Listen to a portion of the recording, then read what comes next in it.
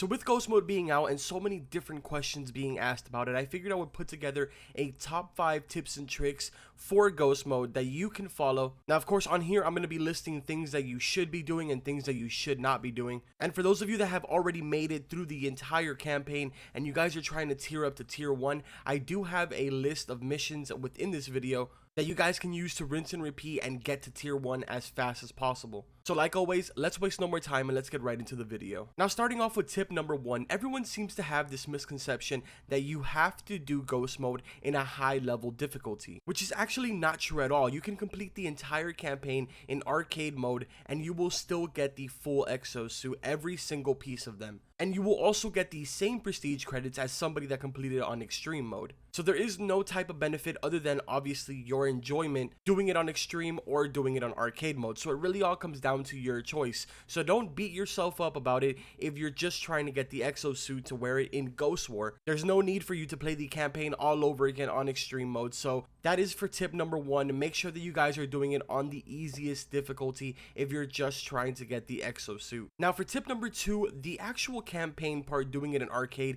is not even hard doing it in Ghost Mode. But what does make Ghost Mode difficult is the fact that there's so many glitches with helicopters, planes, as well as motorcycles. So that leads me to the next thing that I want to talk about, and that is stay away from helicopters, planes, and motorcycles. Stick to only using cars and the fast travel feature. For the last week, I have been streaming Ghost Mode every single day on my channel, and I don't know how many times I've had people come into my channel and be like, bro, I just spawned in a helicopter and it landed on my head and killed me. Bro, I just jumped out of a helicopter and it killed me as I was falling in midair. And I have even had somebody come in and say that they were riding on a motorcycle, going down a hill, hit a rock and flew 100 meters and died. Given this also happened to me in my playthrough, but I did have my AI characters around so they were able to revive me. But regardless, the most important thing is to stay away from helicopters, planes, and motorcycles. Trust me, you will thank me at the end, because yes, it does seem like it's easy to do and a lot of you are going to be like, oh, well, I know how to do it perfectly fine, but it just takes that one little error in the game, not even an error that you have to do yourself, just an error within the game and it will all go to shit. So for tip number 3, let's go ahead and talk about the individual Exo Suit pieces and what happens if you die before you complete the campaign itself. Now, I know with the collab of Rainbow Six Siege as well as with the introduction of Ghost Mode, a lot of new players have been coming, basically trying out the campaign for the first time ever. Now, I know when you guys look at the entire bosses and all of the buchons and everything like that, it does look very overwhelming at first because you have to take every single one of these down without dying a single time. And if I'm not mistaken, there is a total of 26 bosses. Now, one thing that I do want to point out about this is that in order to attack El Sueño and to be able to challenge him, you only need to bring down 2 different regions. So for instance, as an example, I would say bringing down production and influence would unlock already the access to bring down El Sueño. Now, I'm pointing this out because if you were to be attacking production and influence, for instance,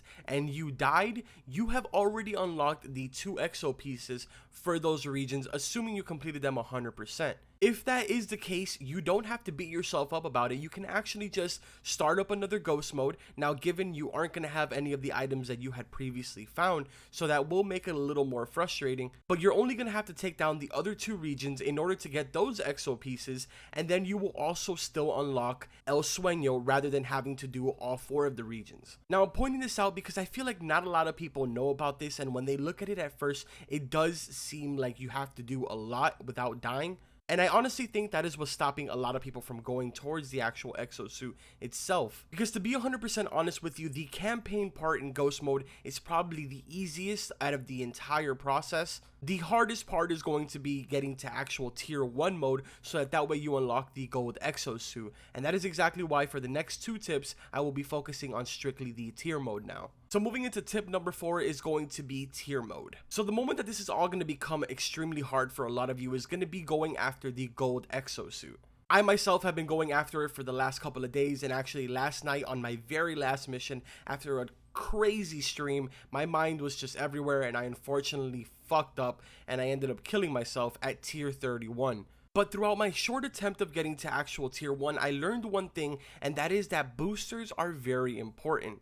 Now, given it's very possible to do it and it is going to take a little longer to do it without the boosters, but if you can afford them, I would highly suggest to go and buy them. If I'm not mistaken, if you buy 800 credits, you can actually afford to buy 2 tier boosters, and these last for up to an hour each. And I gotta tell you, I saw a very noticeable difference in between having them activated and not having them activated. If I was to sit down at tier 50 and activate a booster and actually focus myself into it, I could probably make it all the way to tier 30 in just one sit down. Rather than if I didn't have boosters activated, I would say it'd probably take me somewhere between 2 days, maybe 2 days and a half. So anyways, moving into the final tip of this video. Now, I will be having another one of these videos up soon, but I did want to get this video out because these questions get asked to me every single day. So if you guys were one of the ones that sent me a DM asking me for these questions, I hope that I did get to answer all of them here. And if I didn't, that's perfectly fine. Make sure to send me a DM and tell me, hey Carbon, you know you missed this, and I will definitely include it in the next video. But anyways, as for the last thing that I'm going to be talking about in this video, it is going to be the list of missions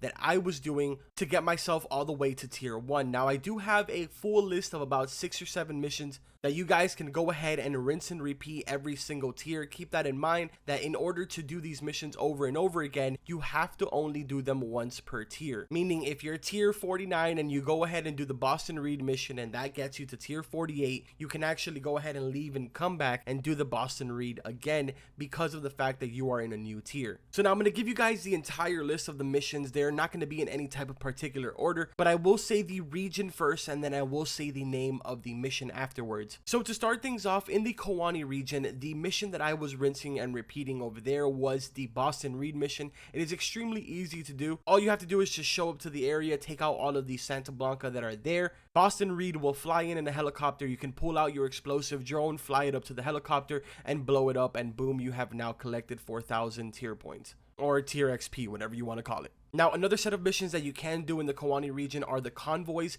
You can do the same exact thing, just post up somewhere on the road, pull out your explosive drone, and blow up the convoys. Now, personally, I did not do these myself through my playthrough, but I have heard that it is some good XP. If for some reason you have finished all the missions that I have on this list, and you still are not the next tier and you need some type of mission to give you a little bit more, you can use the convoy ones as sort of a replacement. Now, let's move out of Kawani and make our way down to Inca Camina. An extremely easy mission here is La Cabra. Of course, if you don't have the Peruvian Connection DLC, then you probably will not be able to do this, but this is another easy 5,000 tier XP, so make sure that you guys do this one. Same exact concept, you can just use your explosive drone. It literally takes 5 seconds to get this mission done. Next region on the list is going to be the Caimanes or the Caymans area, whichever you want to say. In this region, if you have the explosive drone, I recommend doing all 3 of the submarine missions. Super easy, 3,000 XP right there for each one of them. Now, for the next region is going to be Espiritu Santo. I recommend doing the advisor as well as both of the Gold Rush missions. You could probably make do with not doing the south one and just sticking to the advisor and the north. Just simply because over time I noticed that the south one really wasn't giving that much XP, but it is a very simple one to get done, so if you just want to get an easy 2,000 XP, then go for it. And finally, if we head on over to Remanzo, you can actually do the Mule Doctor over there as well as El Gato. These are very easy missions. All of these can be completed in about 10 seconds with using an explosive drone. Now, that full list of missions should be more than enough to get you through an entire tier. Now, I say an entire tier because you are going to have to rinse and repeat all of these missions, but like I said before, you have to make sure that you have completed these missions in one tier before you try and attempt them again, because if not, you will be getting less XP for each mission. But anyways, that pretty much does it for the first tips and tricks video that I'm going to be doing for ghost mode. I will be having another one of these up soon when I do start my second playthrough. Like I said at the start of the video, I unfortunately did die at tier 31 in the process of doing this, and mainly the reason why it happened was because there was just a crazy amount of donations going on during my last stream, and my mind was just literally everywhere. And on our very last mission before I ended the stream, I unfortunately died due to one of my own mistakes. But I will be going after this again, going for the tier 1. So make sure that you guys tune into that live stream if you have any more questions for me. But if you guys enjoyed the video, make sure to drop a like on it. And don't forget to subscribe to the channel for all types of different content. The streams have been doing absolutely amazing. And thank you all of you that have been showing up to every single one of the streams. All of you that have donated, all of you that have sponsored, all of you that have done every single bit of support, even just drop a like. Thank you guys so much. It's literally been insane this last week. Anyways, like always, I will see you guys in the next video.